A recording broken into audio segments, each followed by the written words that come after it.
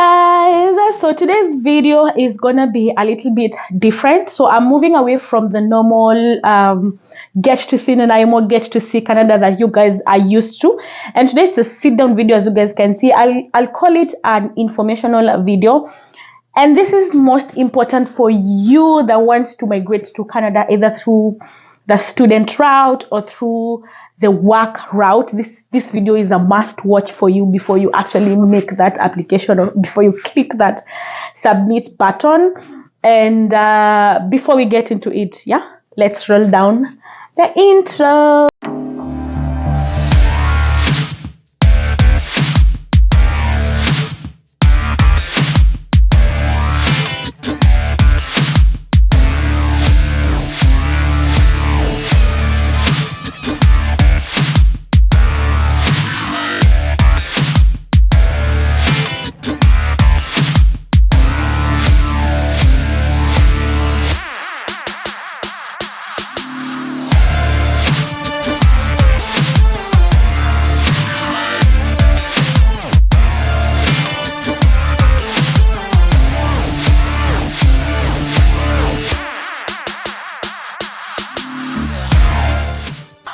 Right, so as I said earlier, I've received a lot of questions, and this is like so true. I've received a lot of questions from my socials, you guys wanting to know, how did you get here, like what documents did you upload, what are your financials like, blah blah blah, those things that do make you get rejected when trying to apply to come to Canada or to migrate or to relocate. Okay, so disclaimer, I just want to give some disclaimers before I get into the video. And the first disclaimer that I'm going to give is these applications matter, like they are just on a case by case basis. Okay, that's the first disclaimer. So you might find that, by that I mean that you might find that the documents that I used or I was requested to upload or to send for my application won't necessarily be what you will be requested to send. So I just want to put it out there. Again, it differs from school to school, it differs from province to province, it differs from course to course. So just because I say I had to upload this document doesn't necessarily mean that for your course you'll have to apply. Again, you'll just have to sit down and get to know which is which. But what I just want to put out there is most of the documents that are similar across all the application processes across all the programs. And so I decided to like divide this video into two, divide this parts into two rather. So we'll have the first part of you applying for a school, like applying to a school, applying to get an offer of education or an offer of admission. And then there's part B of you actually applying to get a study permit. So by now, I know that if you're watching this video, you've kind of researched and gotten to know maybe the website or the portal that you used to apply. Just in case you don't know, you need to log into IRCC. So by the time I was making my application, I used the new system. I've not known, or I've not encountered anyone who has used the old system. I don't know if it works. I'm not going to speak about that because I don't have that information, but I used the new system. The process was smooth and fast for me, I'd say. And so if there's anyone who has actually applied using the old system, I'd want to hear like how your experience is with it so far. And so as I said, I'm going to first of all talk about you actually getting an offer of admission to study. And then after that, I'm going to talk about you getting a visa or a study permit to come and study in Canada. So first of all, you need to understand that Canada is now tightening its immigration policies and its immigration rules. Like it's getting tight, it's getting tough. The labor market is also getting a little bit sketchy and tough. But either way, we try to see what we can get here, So I'm just going to get straight into it, and I will start by getting or applying for a university, right? So let's start from there, because before you actually apply for a study permit, you must have letter of admission from a designated learning institution. So I want you guys to just get a notebook or whatever, or play this video over and over again. Take notes on what you need to do, what you need to write, the documents you need to have. So first things first, if you want to apply to come to Canada, make sure that the institution you're applying has a DLI number. A DLI number is actually a number that Canada gives to its institutions, and especially to public institutions. So make sure that it has a designated learning institution. The reason as to why I'm so much insisting on this is because I've seen cases where you want to apply for a job and they actually ask you, does your institution have a DLI number? When you're applying for a visa, they will ask you. I don't know how people who apply to colleges, maybe theirs is a different one, but when I was applying for my study permit, I actually had to fill a space that was asking me about a DLI number. So just to be safe, just to be on the safe side, make sure your institution is a public institution. If it's a private one, it's accredited, and the course that you want to do there, it's actually an accredited course in that institution. And that is among the things that the Canadian government is actually trying to tighten right now, because according to them, I just quote unquote, they say that some of the private institutions are charging students for courses that are not accredited, and then when they start looking for a job, they don't get a job, and then they complain. Like, it's just dubious and all that. So I don't want to get so much into that, but to be on the safe side, just make sure that the institution you're applying to has a DLI number. To be more safe, if you can apply to a public institution, it will save you a lot, right? And so just a small part of my journey. So I am currently taking a Master of Business Administration, an MBA at Vancouver Island University, which is in British Columbia. And so I mentioned that because application varies school by school. You know, it varies course by course or program by program. It really varies. And so some of the documents that I just put out, again, I'll say, these are documents that I think are important, or rather cut across all the courses. And so one of the things, or one of the documents that you need to have when applying to the school, again, I'm not talking about applying for a visa, that's another part. When applying to the school, you need to have your transcripts. If you have completed your bachelor's and you have not graduated, you just need to get a letter of completion from the school to ascertain that you actually finished during this year and you are actually waiting for graduation. Again, I'll say that was a requirement for me because I didn't have the graduation certificate when I was making the application. So this just tells you that you can actually make that application when you're still doing an undergrad, because that is exactly what I did, because I didn't want to have a lot of gap or a big gap before I will do my master's. So I just made sure that as I was doing my undergrad, I was actually making this application. So by the time I finished my undergrad, I graduated, and I was waiting for all that process for the certificate to come out. I had already gotten an offer letter. Again, take note, it's not a letter of acceptance, it's just an offer letter. So this is the thing. So before I actually got a letter of acceptance, I applied when I was, I think, in my 4th year. And so because I had not graduated, they requested to see a letter of admission from JQuat, because I did my bachelor's in JQuat, and a letter of completion when I completed from JQuat as well, and then the transcript. So they needed all the transcript, the 1st, the 2nd year, and the 3rd year. The thing is, I'll tell you something. When you're making this application, make sure you are as truthful as possible. Like, if you're going to graduate this day, just say it is an estimated day. You're not so certain about it. Write to them. Tell them each and every statement to the core. Give them the truth, okay? If you graduated and you're still waiting for your certificate, let them know that. They'll give you the next step. One thing I love about their processes is they're so formal. Like, they follow the bureaucratic longest way possible, right?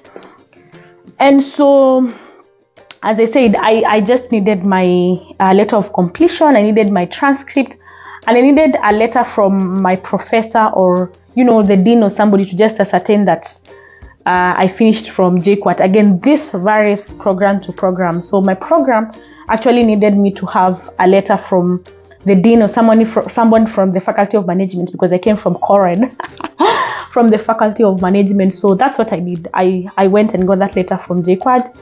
I also went to the school's examination. Nimesahau hiyo jina ya penye wasi uchukua certificate. I forgot about it, but yeah. And then they also gave me a letter. They actually wrote a letter. They stamped it, and then they sent it to the school.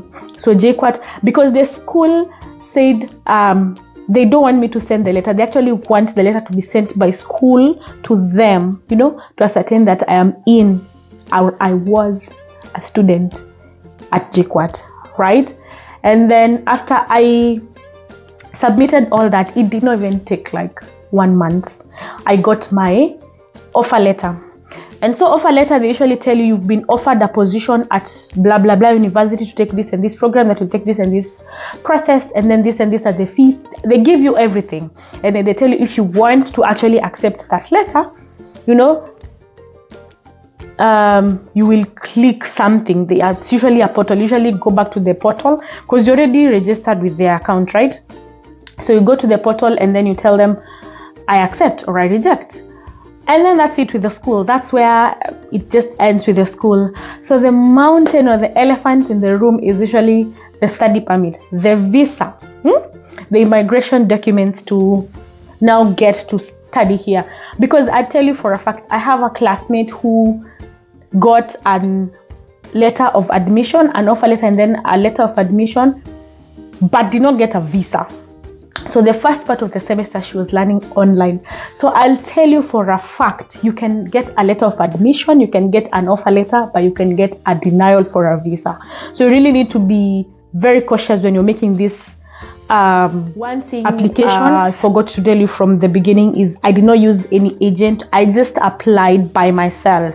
So this goes to tell you that you can actually make that application by yourself. I'm not trying to dismiss any agent. If you're an agent and you're watching me, I am not at all trying to kick your business off or whatever. I'm just trying to let people know that you can actually make an application by yourself. But if you think you're a little bit messy or you might actually need the services of an agent, it will be nice to get one. If there's one out there who is watching me and they would want me to market them, let me know. But as it is for now, I made the application by myself. When you're applying, so after you've already logged into your account and all that, there are documents that you actually need to have when making that application. And the first document that you need is a letter of acceptance. So this happens after you've applied for your university, you've gotten the letter, and now you're going to IRCC portal. So you need to have the letter of acceptance, you need to have the DLI number. The DLI number is usually in the letter of acceptance or the other documents that the school sends to you. So it's definitely going to be somewhere. They're definitely going to give it to you.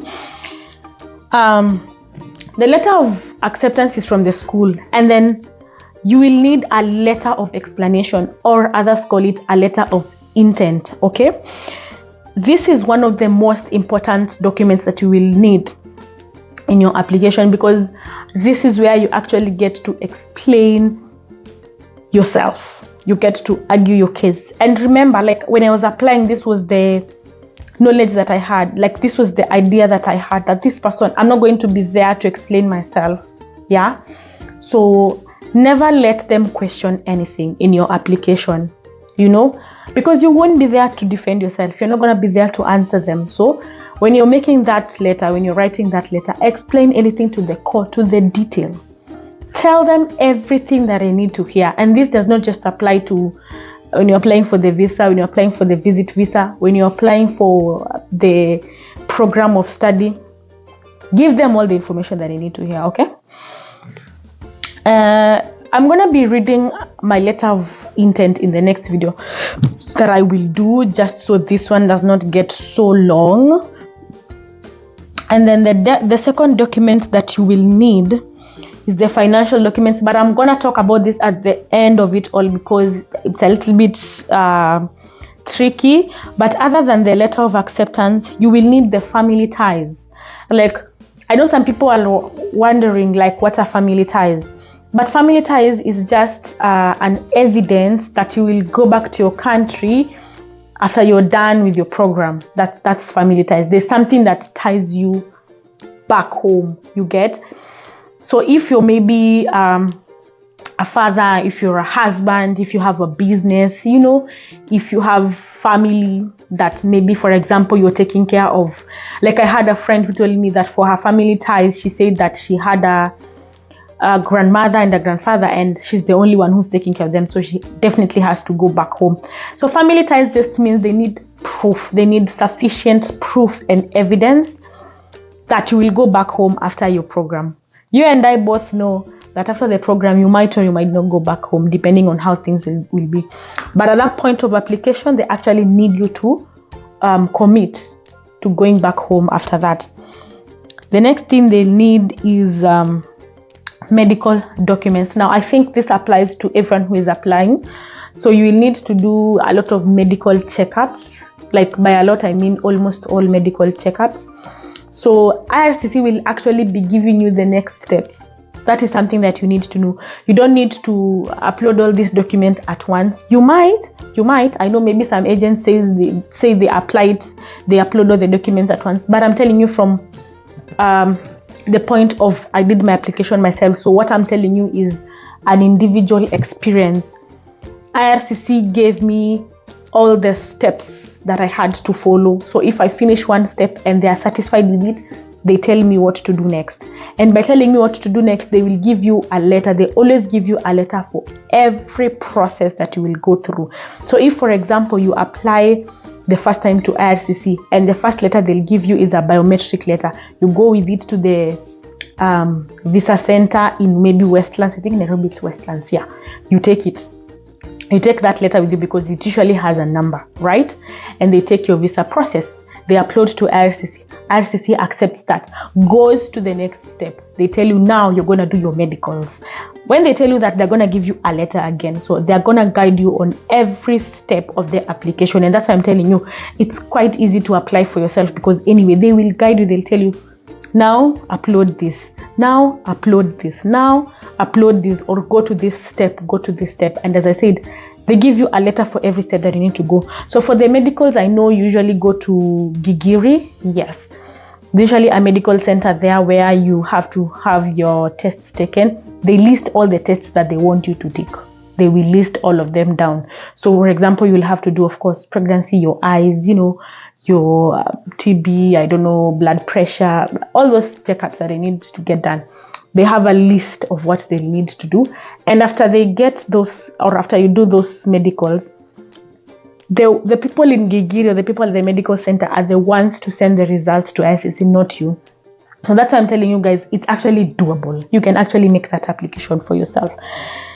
And so after you submit your document, you need also to have a proof of identity. Of course, by this, I mean maybe your birth certificate, the relationship you have, maybe your mom's birth certificate, your ID, something to prove to prove who you are.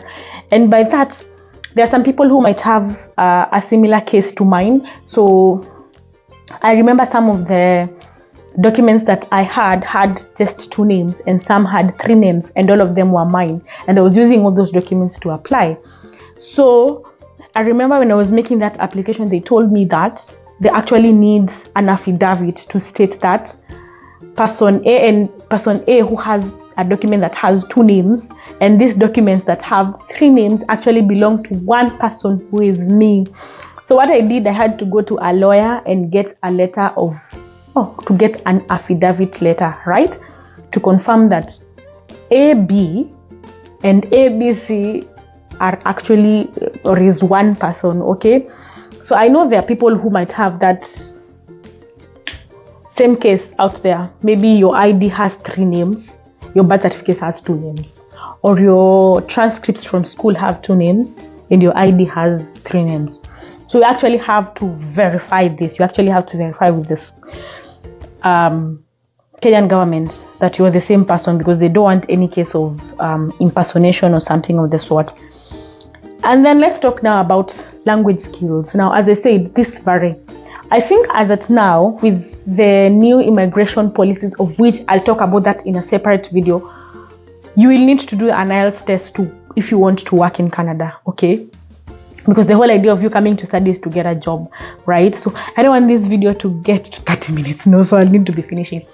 So you will actually need to take an IELTS test. So you can, because for us who have not taken, like I took my IELTS test quite back, and so they want an updated test, so I'll have to retake it because I'm already here. I'll take it here. For IELTS test, by the time I was applying, it was really dependent with the institution that you want to go. But for now, I'll advise you to actually take it before coming here, because if you want to work, they will actually ask you for it, and they usually say that's a test that's not more than 2 years long. So you'll just want to take it in British Council before you come here. That's just our advice, because right now, with the changes that are happening, you will want to do it. You will want to get it. And so these documents, I think I hope I've mentioned all of them. So we've talked about the letter of acceptance. We talked about the financial documents. So I'll talk about this and then we'll wrap up the video. Okay. So for the financial documents, I know this is where most people really get a challenge as to what amount of money do I really need to get a visa or a study permit. Okay. And I tell you for a fact, I don't know the exact amount of money I'm not sure of the exact amount of money that you need to have in your account to get a study permit. But I'll give you a tip.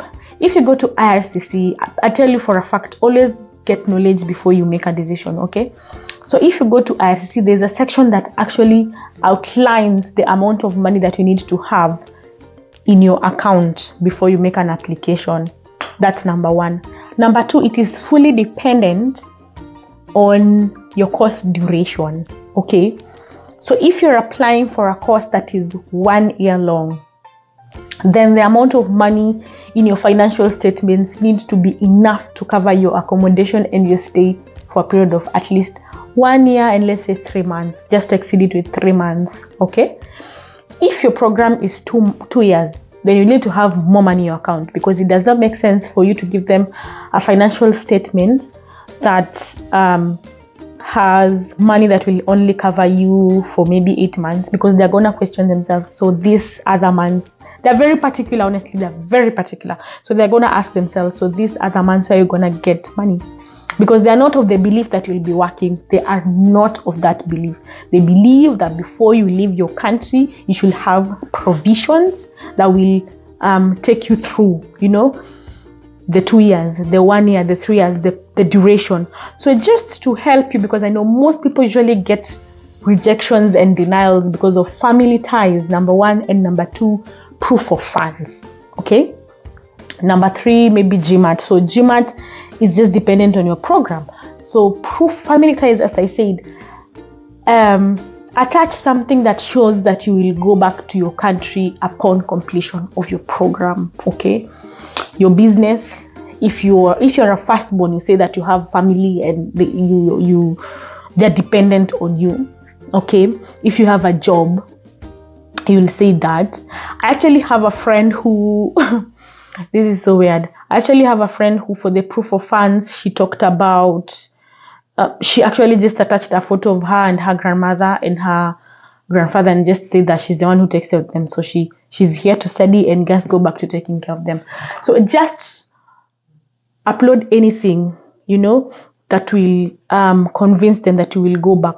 For the proof of funds, measure or let it be something that will be enough for you for the period of your program. And if you can exceed it by maybe 3 months, it will be totally fine. Okay. And again, you can go to IRCC website and check. There's usually an amount there for the number of people who want to travel and the amount of money that needs to be there.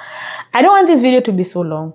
But I do hope that you got something if you want to apply. There's so many changes that are happening right now to immigration in Canada. What courses you need to take? What does the labor market want?